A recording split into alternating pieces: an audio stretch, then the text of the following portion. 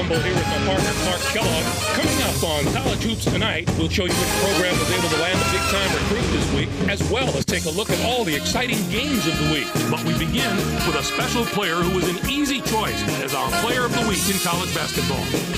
DeMar is a favorite to win this award every week, Greg, and he gets it this week. If there's anyone who doesn't consider him one of the best players in the country, let's take a look at his last few performances.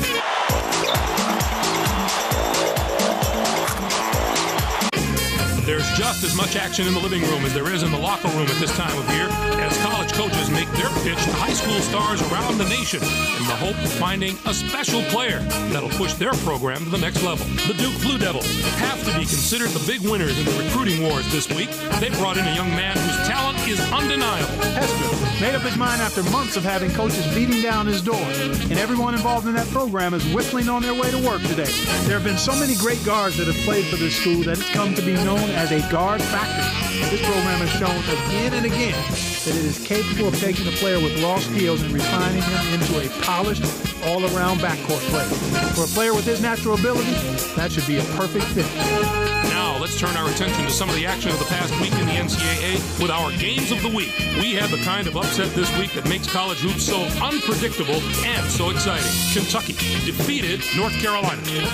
No one could have predicted this outcome, Greg. North Carolina was sitting pretty as a top 5 team, but you've got to have some doubts about them after a loss like this.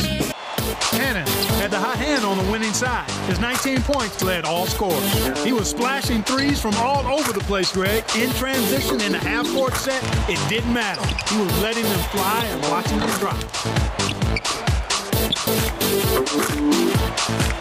And two teams, each enjoying a spot in the top 25, got together. USC got the better of Kansas.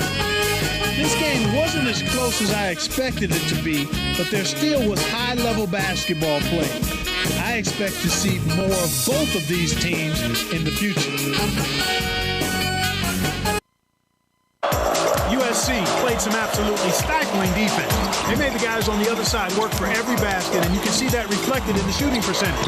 They never let up on the defensive end. That really took the pressure off the offense and allowed them to dictate the tempo of the game. To me, that was the biggest factor. That's our show, everyone. For all of us here at the 2K Sports Studios, thank you for watching. We'll see you next week on College Hoops Tonight, brought to you by State Farm, the #1 auto insurer.